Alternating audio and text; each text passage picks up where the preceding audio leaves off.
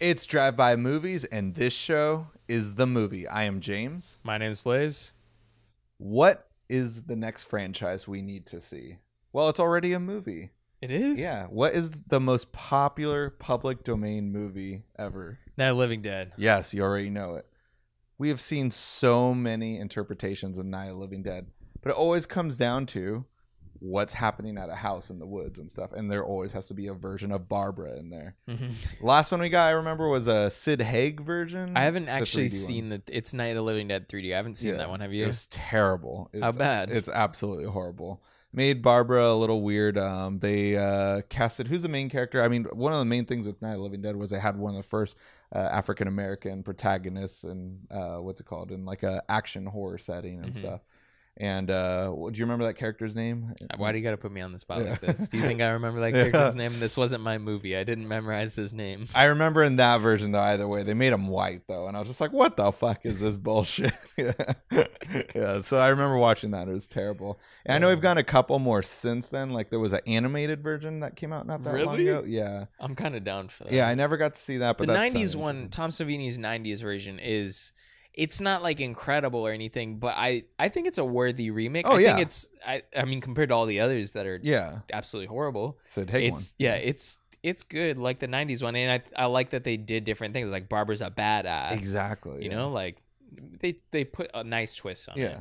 But what I want to use here is the title. Everyone's trying to make their franchises, whether it's like the Twilight Zone franchise or something in the movies, or the Cloverfield movies. Like, oh, we want to go for a Twilight Zone feel. Let's go with this zombie feel, but it's called Night of the Living Dead. It could be anyone's night. Let's see different people's stories on what happened that night. Because what I like about it is it's the beginning of like the, not end of the world, but like the beginning of this creepy apocalypse that goes down in Pennsylvania and Pittsburgh area, or the Pittsburgh suburbs. It doesn't have to necessarily be there, but that's where it took place in the original. Let's just keep it there, but it could be so many different people's nights. It could be an asshole who escaped from prison. It could be a family that's visiting on Pittsburgh for the first time in their life, and like they have to go savage mode and stuff. You do so much with it. So essentially, I just want to straight up just like start out with the franchise and give different up and coming horror film directors their opportunity. We could go with like, you know, the VHS route where it's like short films in a 90-minute, 2-hour setting. I'd just say like, no, just every year, let's just get a new one or something. It doesn't have to be straight to theaters. Maybe if it gets popular, but let's get like a VOD yearly thing of Night of the Living Dead. I think the only thing holding you back is that there's so many bad zombie movies out there that it would be good to make other zombie movies under, you know, a flagship title, which is what you're kind of going for. Because what's, you know, making me go and watch Severed? I'm just thinking of like random zombie movie. I think there's a zombie movie called Severed. So I was just saying like, what's gonna make me go watch that? But if it was called Night of the Living Dead, then I'm like, oh, it at least has some clout to it. Yeah. But if that totally lets me down, then the brand is just like destroyed. Oh, I see. You know? So that's the only thing that like might hold you back, because there's so many bad zombie movies out there. But what if The Battery was Night of the Living Dead? Yeah. Was like a Night of the Living Dead spinoff. I would be more interested, you know? Right. So it would be making sure that these movies are interesting stories and stuff that we haven't seen in a zombie movie before. The reason that Train to Busan is so good is because you haven't seen a zombie movie that's also a train movie yet. Yeah. You know, like, can we do different? It's kind of like what they wanted to do with the Star Wars story. Can we see a heist movie that's also a zombie movie? Right, yeah. You know? I think we could. Like, right. Like, I get where you're coming from, where it could be like tarnish, like, and mess up the name, but the reason why I wanted to go with the name is just because it already has a name that everyone recognizes. It's a cult following, so by using the name, I think it'll generate the buzz at least, but you need to come out strong with this, like, because it's a weird idea to back up. I feel like with this idea for the movie that I'm going with here, but to make it really work, I feel like to get the right buzz and like to get everyone to essentially watch it is don't have it in theaters. Actually, I know I said that kind of earlier. I want Netflix to build this, come out with a huge press release. Like maybe they made a deal with Blumhouse, like some of the directors that Blumhouse has been working with, like these upcoming directors who are getting their very, like, you know, they have this one shot to make this $2 million horror film work, and it's like, you know, makes 20 million back. So let's make Netflix, like, you know, kind of try to go that, and they have the audience who are like, oh yeah, it's Halloween time. Like, yeah, I'll put on this and stuff. We know Netflix is interested in this because it would be, the safe middle ground for them. Like, they're fully invested in series. Series are much more profitable for them than, a movie per se. A movie that might just get lost in the bowels of Netflix, where like a series that, it has like more clout, as more episodes. So like an anthology type movie series, it's like both in one. Like they're not releasing a bunch of episodes at once, but it's something that they've wanted to get interested in, clearly, with the most recent Cloverfield movie, which was absolutely horrible. Right, that's my new favorite word, absolutely horrible. You have to use that ever since you called Sid Haig's version, I'm like absolutely horrible. Yep. So yeah, I think that this would be perfectly up their alley to, find a middle ground.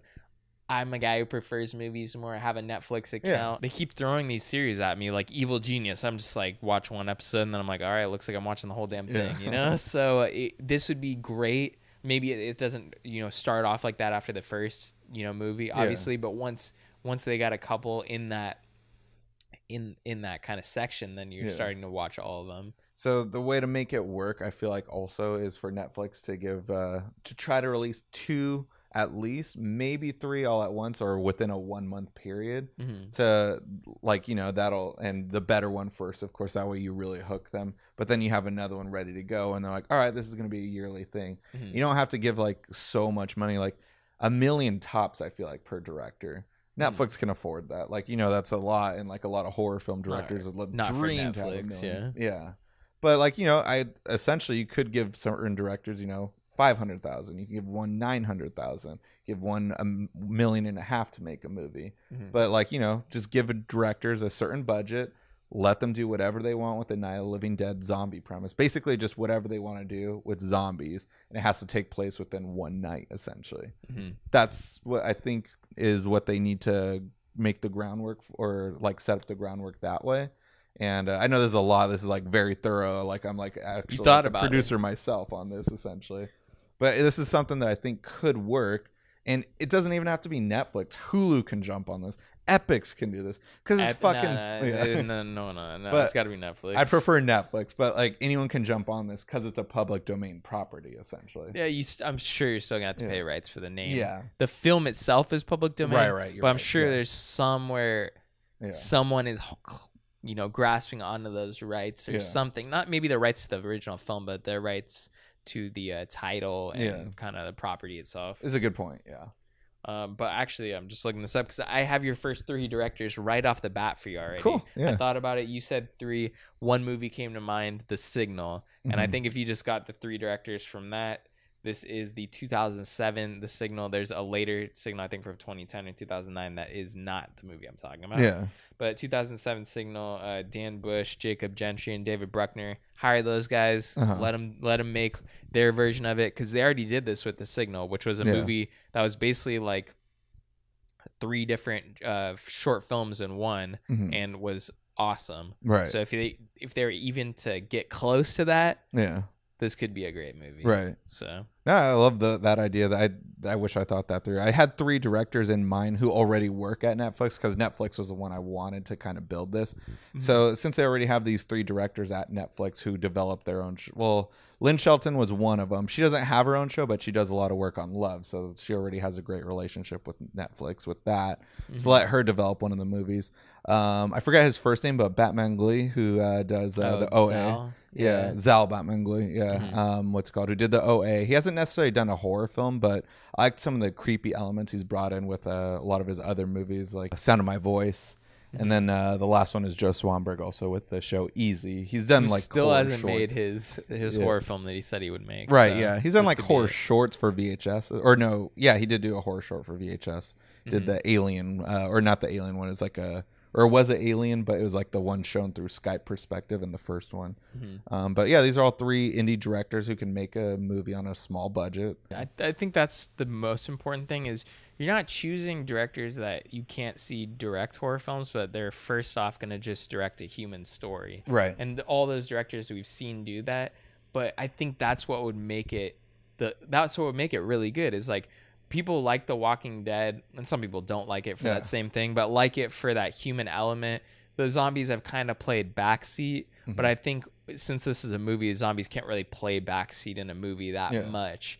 So if they just focus on the human element of the story, which they would, it could be a really interesting movie. But then you also have zombies there, and they could start this franchise off right. And we all know that they might not be like so accomplished, but we know they're really talented. Yeah. And I wish that they were way more accomplished for how much talent that all three of those directors actually have. So this would be a great project for them because it's not really in their wheelhouse, but it would show how like expansive their wheelhouse can be and how many movies like they could actually bring to the table that you wouldn't necessarily pit them in. Yeah. So I think that those are a really good choice. Those are ideal because they are Netflix's players that, could bring a lot to the table, but maybe Netflix might not quite know that yet. Right. So Yeah. I think that's definitely a good choice. I definitely have been thinking about this since you mentioned it, but I would like if maybe the stories weren't so connected, but we know that it's over the same timeline. Yeah. And maybe we can see little, like just for the fans, like, and I'm already assuming that we're going to have a ton of fans. Let's be honest. But anyways, just like little things that like maybe they pass by the same location that in another film that they passed by in that film. It doesn't have to be like characters like crossover in films, but there are like little nods to like, if you're really paying attention, you're like, oh, that was the same.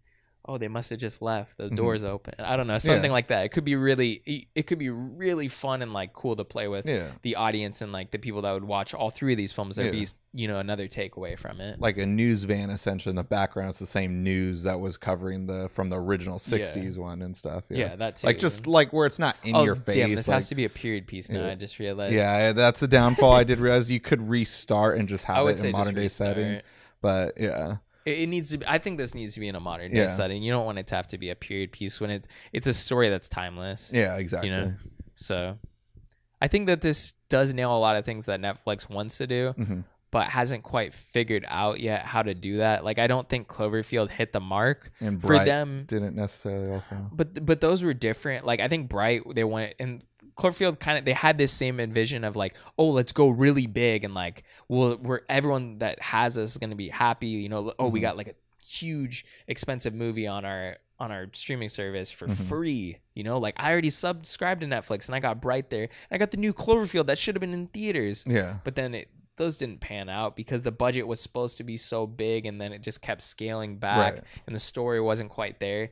Let's start small, and they all kind of connect and people are going to get really excited about that. So I think that this is more along the lines and more realistic of an approach of what Netflix wants to do, but hasn't quite realized what they're capable of. Right, exactly. So let's see it. There was a few years ago. It was just a few years ago where zombies took over the world. That's all we were seeing nonstop. But just everyone's kind of falling off the Walking Dead game.